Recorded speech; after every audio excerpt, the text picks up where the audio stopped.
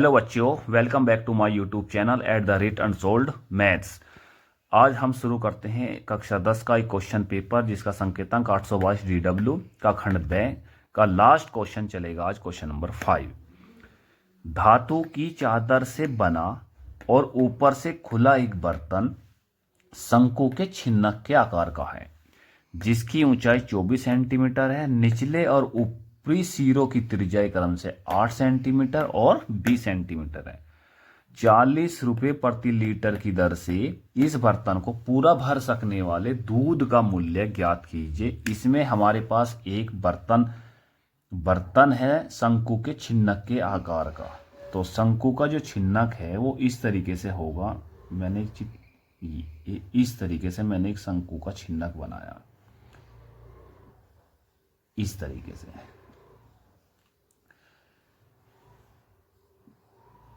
और इसमें लिखा है और जिसकी ऊंचाई 24 सेंटीमीटर है। यहां से यहां तक की ये ऊंचाई है और ये है 24 सेंटीमीटर, राइट। ये 24 सेंटीमीटर ऊंचाई है।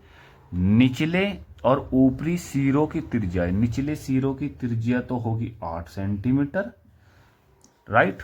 और ऊपरी सिरों की त्रिज्या होगी 20 सेंटीमीटर। तो हम इसका सॉल्यूशन शुरू करते हैं। पहले लिख लेते हैं कि हमारे पास ऊंचाई दी हुई है h बराबर 24 सेंटीमीटर और R1 है हमारे पास।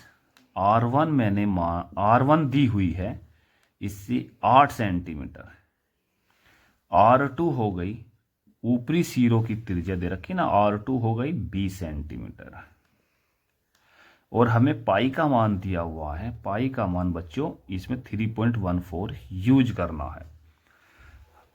तो हम इसका पहले शंकु के छिन्नक का आयतन निकालेंगे। यहां लिखेंगे शंकु के छिन्नक का आयतन। शंकु के छिन्नक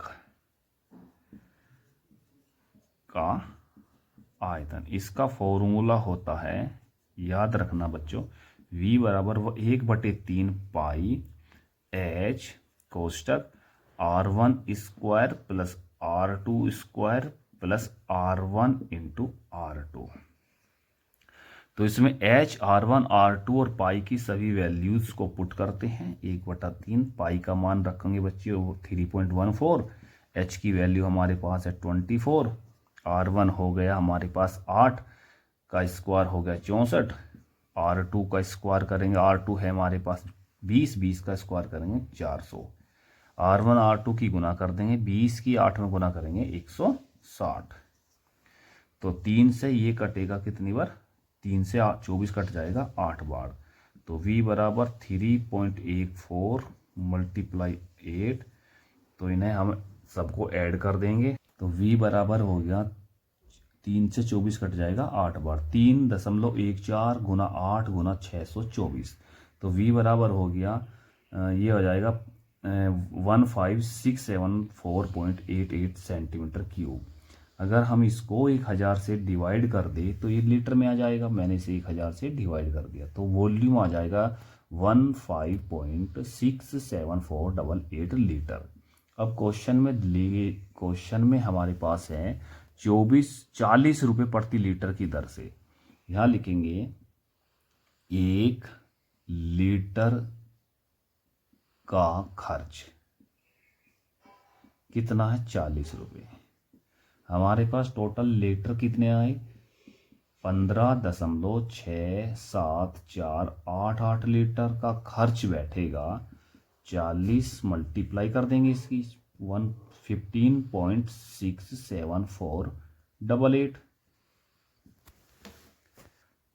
तो मल्टीप्लाई करके आएगा 626.999 रुपीज़, मतलब लगभग में 627 रुपये। ये हमारे पास ये रुपीज लगभग में आ जाएगा। यही इसका आंसर है। नेक्स्ट क्वेश्चन नंबर 5 का और पार्ट। 3 मीटर व्यास का एक कुआं 14 मीटर की गहराई तक खोदा जाता है, जिससे निकाली गई मिट्टी को कुएं के चारों ओर 4 मीटर चौड़ा बल्ले बनाते हुए समान रूप से फैलाकर एक प्रकार का बांध बनाया जाता है। इस बांध की ऊंचाई ज्ञात करनी है।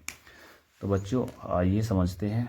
हमने 3 मीटर व्यास का और 14 मीटर गहराई का एक कुआं बनाया।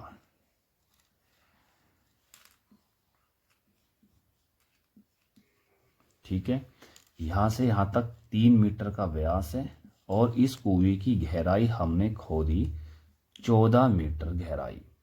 और इस कुएं को खोदने से जो मिट्टी हमें मिली है, जो मिट्टी हमें प्राप्त हुई है, इस कुएं के चारों ओर हमने इस तरीके से फैला दी, चारों तरफ फैला दी। इस तरीके से फैलाकर एक बांध हमने इसमें बना दिया है। तो सबसे पहले हम ये ज्ञात करेंगे कि इस कुएं को खोदने से हमारे पास कितनी मिट्टी प्राप्त हुई। इस कुएं को खोदने से मिट्टी का आयतन क्या है, कितनी मिट्टी निकली, इस कुएं का आयतन निकालेंगे। इस कुएं का आयतन जितना भी होगा उतनी आयतन की मिट्टी इससे बाहर निकल गई है, इस खोद कर इससे बाहर निकाल दी है। तो समझने की कोशिश करिए बच्चों। व्यास हमारे पास कितना है, 3 मीटर, और गहराई मतलब है 14 मीटर। तो कुएं से निकाली गई मिट्टी का आयतन हम निकालेंगे। कुएं से निकाली गई मिट्टी का आयतन, मिट्टी का आयतन, और मतलब V बराबर पाई आर स्क्वायर एच। तो V को मैंने V1 माना, पाई सेम टू सेम रखेंगे। R हमारे पास कितनी है, इस कुएं का जो व्यास है 3 मीटर है, तो त्रिज्या हो जाएगी 3/2 का होल स्क्वायर। ऊंचाई मतलब गहराई कितनी है, 14 मीटर। तो V1 बराबर हो गया पाई 9 गुना 14/4। तो V1 बराबर हो गया, 2 से मैंने 4 काटा 2 बार, 2 से काटा 14 को 7 बार, तो 7 नम 63/2 पाई। तो वॉल्यूम कुएं से निकाली गई मिट्टी का आयतन आ जाएगा V1 बराबर 63 पाई/2 मीटर क्यूब। अब आते हैं बच्चों, समझने की कोशिश करो। जो कुएं से हमने मिट्टी को निकाला था, उस पूरी मिट्टी को हमने कुएं के चारों तरफ फैला दिया। जब कुएं के चारों तरफ फैलाएंगे, जैसे कि ये कुआं है और इसके चारों तरफ हम मिट्टी को फैलाएंगे, तो उस मिट्टी से जो वल्लेकार बांध बनेगा ना, उसकी ऊंचाई भी होगी कुछ ना कुछ। ठीक, हमने लिखा इस मिट्टी को कुएं के चारों ओर फैलाया जाता है। तो मिट्टी को जब फैला दिया तो एक वल्लेकार इस तरीके से वल्लेकार एक छल्ला बन जाता है, एक वल्लेकार बांध बन जाता है, जिसमें 2 ऊंचाई हो जाती है, एक R1 और एक R2। तो R1 तो हो गई हमारी यहाँ से यहाँ तक जो कुएं की त्रिज्या है, R1 3/2 मीटर। और जो वल्ले जो हमने जो मिट्टी को फैलाया है उसकी चौड़ाई है 4 मीटर। तो 3/2 + 4 बराबर 11/2 मीटर आ जाएगा R2। और जो बांध की ऊंचाई ऊपर तक उठी है, हमने मानी बांध की ऊंचाई h मीटर है। तो वल्लेकार बांध का आयतन, भाई बांध का आयतन कितना होगा, जितनी कुएं से निकाली गई मिट्टी है। तो हमने लिखा वल्लेकार बांध का आयतन बराबर मिट्टी का आयतन। अब बांध का आयतन का फॉर्मूला हो जाएगा पाई R2 square minus R1 square into H. और निकाली गई मिट्टी का आयतन कितना है, 63/2 पाई। पाई से मैंने पाई काटा। R2 कितना है, 11/2, मतलब उसका स्क्वायर करेंगे 121/4। R1 है 3/2, यानी कि 9/4 इंटू एच बराबर 63/2। एच बराबर आ जाएगा 63 गुना 4/112 गुना 2। 2 से मैंने 4 काटा 2 बार, 2 से 112 काट दिया 56 बार। 56 को मैंने 7 से काटा, 7 से कटा 8 बार, 63 भी 7 से 9 बार कट जाएगा। तो h बराबर 9/8 मीटर, यानी कि 1.125 मीटर। ये बांध की ऊंचाई आ जाएगी 1.125 मीटर में। अब समझो बच्चे दोबारा से फिर, हमारे पास हमने एक 3 मीटर व्यास का 14 मीटर गहराई कुआं खोदा। अब कुएं से जो मिट्टी हमने निकाली, उस मिट्टी को हमने कुएं के चारों तरफ फैला दी। फैलाने के बाद कुछ ऊंचाई तक जो मिट्टी हमने फैलाई, वो कुछ ऊंचाई तक एक चबूतरे टाइप में बन गई, मतलब एक वल्लेकार के रूप में एक बांध बन गया।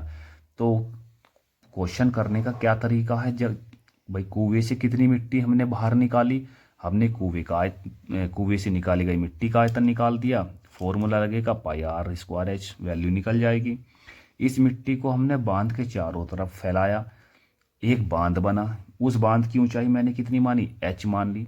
और जो हमारे पास चारों तरफ हमने जो मिट्टी को फैलाया था वो इस टाइप में फैलेगी, तो उसमें एक त्रिज्या R1 हो जाएगी जो कुएं की त्रिज्या है, और एक हो जाएगी R2 कुएं की त्रिज्या में बांध की चौड़ाई जुड़ जाएगी, यानी कि 11/2 हो जाएगी।